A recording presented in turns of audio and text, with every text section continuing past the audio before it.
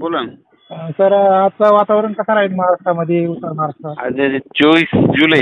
हा शेतकऱ्याला सांगा 24, 25, 26 हा हा पुन्हा पाऊस चांगला पडन रात्रीपासून. हा सर. हा त्या 3 दिवस जोरात आहे पुन्हा पाऊस.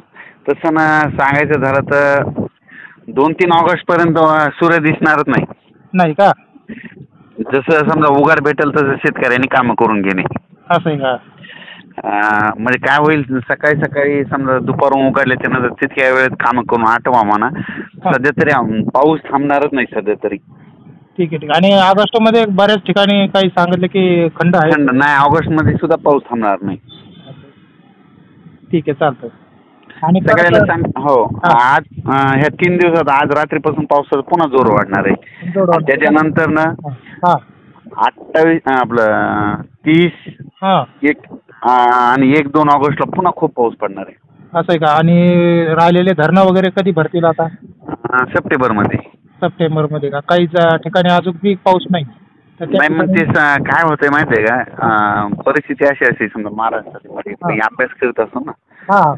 समजा कोकणात जर पाऊस सुरू असला तर मग काय होतं, महाराष्ट्रातल्या इकडल्या नागपूरकडे कधी पाऊस नसतंय. आणि नागपूरकड भागामध्ये पाऊस असला पूर्व विदर्भात, उत्तर महाराष्ट्रात नसतंय. हे असं म्हणजे महाराष्ट्राचं ते भौगोलिक परिस्थितीच असं आहे. तर यावेळेस आता तिकडल्या भागात जास्त जोर आहे. समजा ते विदर्भात सोडून तर उत्तर महाराष्ट्र सोडलाय सध्या. आणि आता जे जे पाऊस येईल आता मग नंतर आता इथून पुढे आज उद्यापासून जे पाऊस येईल म्हणजे आज रात्रीपासून आता उत्तर महाराष्ट्राकडे वाढायला सुरुवात होईल. मग आता उत्तर महाराष्ट्राकडे वाढेल तर मग उत्तर महाराष्ट्रातले मग धरणामध्ये पाणी यायला सुरुवात होईल. मग असं आहे का? ठीक आहे सर, धन्यवाद सर तुमचा. आमच्या चॅनलवर तुम्ही वेळ दिल्याबद्दल. हो, शेतकऱ्याला मग जसे वेळ भेटेल तसे कामं करून घ्या. आणि स्टिकर एक टाका म्हणा त्याच्यात. म्हणजे काय होतं, पाऊस जरी आला तरी मग ते फवारण्यामध्ये स्टिकर टाका. हो, कोणत्याही कंपनीचं टाकून द्यायचं जे आपल्याला भेटेल ते.